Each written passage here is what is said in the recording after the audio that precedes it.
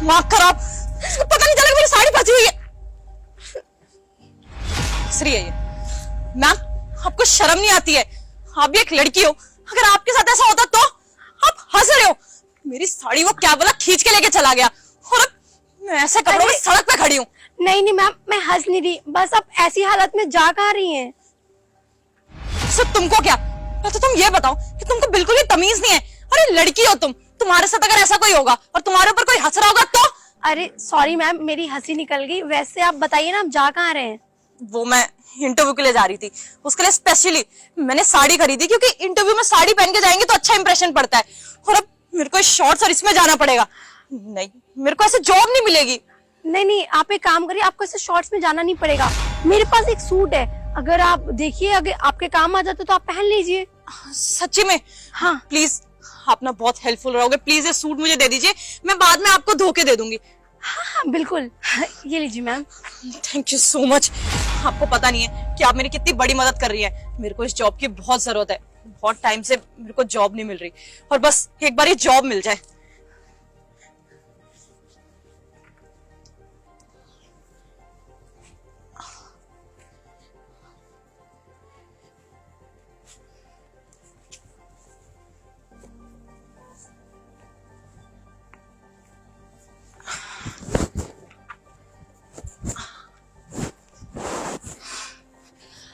हो गया, फिटिंग भी आ गई इसकी तो। शायद ये आपके ही नसीब का था।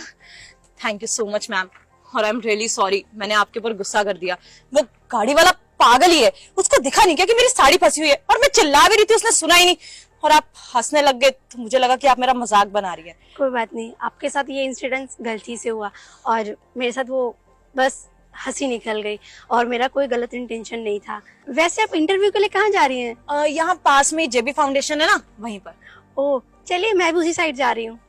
अच्छा ठीक है, चलिए। Thank you so much ma'am, अगर आप आज यहाँ पे नहीं होते ना तो पता नहीं मेरा क्या होता। मैं इतना घबरा गई थी, जो मेरी साड़ी वहां चली गई थी। मेरे को लगा था कि अब मेरा क्या होगा। ये इंटरव्यू मेरे लिए बहुत इंपॉर्टेंट है और अगर मुझे जॉब नहीं मिली तो मुझे मेरे घर से निकाल दिया जाएगा। मेरे पास पैसों की भी बहुत कमी चल रही है। Thank you so much ma'am. अरे कोई बात नहीं मैम, वो मेरे इंसान। दीदी 2 दिन से कुछ नहीं खाया, दीदी कुछ दे दो खाने के लिए।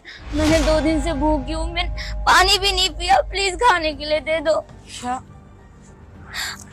मेरे पास तो पैसे नहीं है। मैम आपके पास पैसे है, आप दे दीजिए। मैं आपको ना ऐसा करती हूँ, या तो ऑनलाइन कर देती हूँ या मैं बाद में दे दूंगी आपको। देखती हूँ। दीदी कुछ भी होगा तो दे देना खाने के लिए।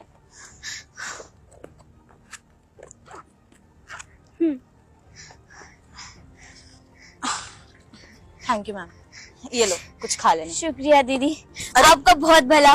तुमने पैरों में कुछ पहन नहीं रखा, इतनी गर्मी में तुम सड़क पे चल रहे हो, तुम्हारे पैर नहीं जल रहे? ये आप पहनने की बात कह रहे हो, मेरे पास तो खाने के लिए भी पैसे नहीं है। आपने वही दे दिया, वही बहुत है मेरे लिए। अरे इन पैसों से तुम खाना खाओगी या अपने लिए चप्पल लोगी? कोई बात नहीं दीदी, मैं ऐसे ही ठीक हूँ। नहीं रुको, तुम ऐसा करो, ये मेरी चप्पल है, ये तुम पहन लो। अरे दीदी नहीं, मुझे चप्पलों की जरूरत नहीं है दीदी, मत दो मुझे, मैं ऐसे ही ठीक हूँ। हमें तो आदत होती ना, हम गरीब लोग हैं। अरे नहीं कोई बात नहीं, मुझे तो वैसे भी पास में ही जाना है और अंदर ऑफिस में चली जाऊंगी। तुम तो सड़क पे घूमती हो, इतनी गर्मी है और पत्थर है, कितना चुभता होगा तुम्हें। तुम ये पहन लो। शुक्रिया दीदी। कितने अच्छे चप्पल है, शुक्रिया दीदी। और सुनो, कोई ना काम ढूंढ लो, पूरी जिंदगी भीख मांग मांग के कैसे काटोगे?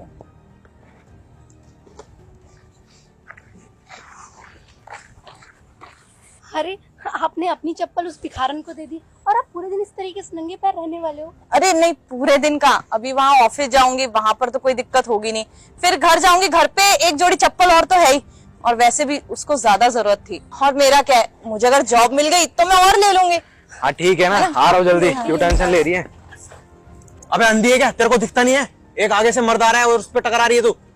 नहीं सर, ऐसा कुछ नहीं, मुझे दिखाई नहीं दिया था, मैं बात करने में बिजी थी। ऐसा नहीं है तो कैसा है? तुम लड़कियों को ना अच्छी तरीके से जानता हूँ, जहाँ जिम वाले बंदे देखे नहीं वहीं लाइन मारनी स्टार्ट कर दी। स्टूपिड कहीं के। अरे सर। हाँ कितना बदतमीज इंसान था। अरे छोड़िए, हम चलते हैं। एक मिनट, ये पर्स कहीं उसका तो नहीं?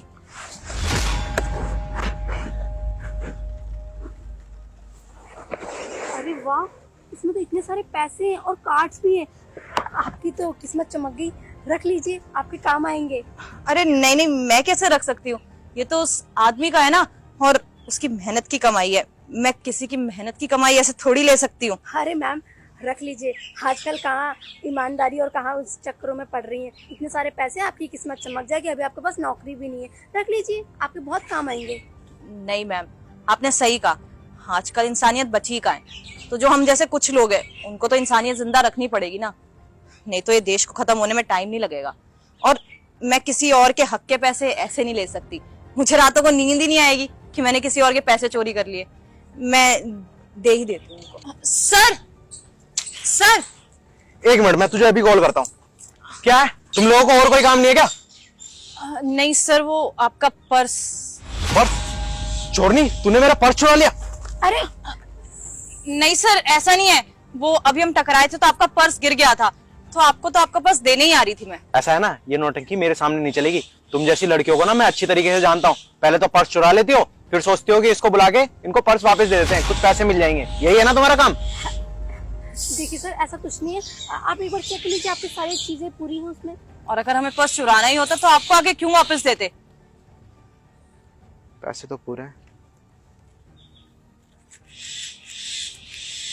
सॉरी ये मेरा रूड बिहेवियर के लिए। बाकी आपने मेरी हेल्प करी ना, उसके लिए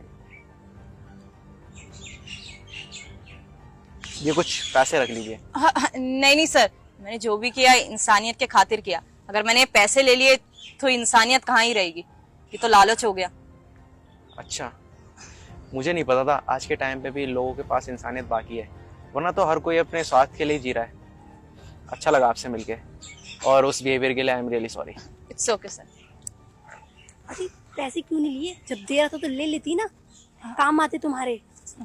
मैंने आपको बताया था ना मैम कि मैं इंसानियत के ऊपर बहुत ज्यादा विश्वास करती हूँ। अगर अभी मैं पैसे ले लेती फिर वो तो लालच होता ना, फिर वो तो ऐसा ही लगता कि मैंने उसको पर्स सिर्फ इसलिए ही वापस किया ताकि वो मुझे कुछ पैसे दे।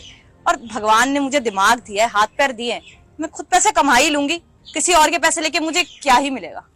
चलिए, काफी अच्छी सोच है आपकी, और बहुत कम इंसान होते हैं ऐसे जो दूसरों के बारे में पहले सोचते हैं, अपने बारे में बाद में। मैम, अब आज के जमाने में ये सारी चीजें तो बहुत इंपॉर्टेंट है। हेलो, बातों बातों में तुम्हारा ऑफिस आ गया। हाँ, thank you so much ma'am कि आपने मुझे सूट दिया। और आप मुझे अपना नंबर दे दीजिए, मैं आपको ये सूट धो के वापस कर दूंगी और वो पैसे भी भिजवा दूंगी। इट्स ओके, जब तुम इतने लोगों की मदद कर सकते हो तो शायद ये मेरी तरफ से तुम्हारे लिए छोटी सी हेल्प है, इसकी कोई जरूरत नहीं है। एंड थैंक यू, मिलकर अच्छा लगा आपसे। Thank you so much. All the best for interview. Thank you ma'am. Okay, bye bye. मैं come in sir? Yes come in. Sir, मेरा नाम चेतना है, मैं इस कंपनी में इंटरव्यू के लिए आई हूँ। तुम इंटरव्यू के लिए?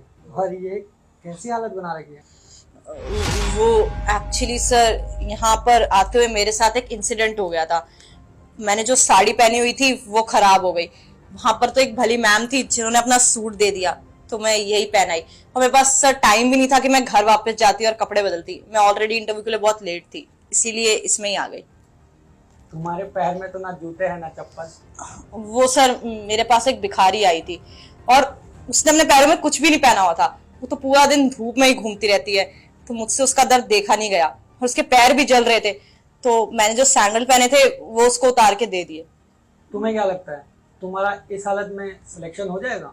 सर, वो तो मेरे इंटरव्यू पे डिपेंड करता है, मेरे एक्सपीरियंस पे डिपेंड करता है। आप एक बार मेरी क्वालिफिकेशंस देखिए। Nice confidence. वेल, तुम्हारा इंटरव्यू ऑलरेडी हो चुका है। क्या मतलब? किसने लिया? सर, आपकी कंपनी में तो मैं अभी अभी आई हूँ। रूबी, इनसे मिलो। ये इस कंपनी की ऑनर मिस रूबी पांडे। क्या मैम, आप इस कंपनी की ओनर है? यस, हर रास्ते में जो कुछ भी तुम्हारे साथ हुआ वो सारा हमारे इंटरव्यू का पार्ट था। इंटरव्यू हुआ? मैं कुछ समझी नहीं। मैम, एक्चुअली हमारी फाउंडेशन में एक ईमानदार और नेकदिल इंसान की जरूरत होती है। बहुत से लोग आते हैं इंटरव्यू के लिए, लेकिन उनके अंदर पैसों को लेकर बहुत घपला होता है और वो पैसों की हेराफेरी करते हैं। तो आपके अंदर वो ईमानदारी देखनी थी, और इंटरव्यू का इससे अच्छा तरीका कुछ हो ही नहीं सकता। और आपकी ईमानदारी देख के तो मुझे बहुत गर्व आपके ऊपर।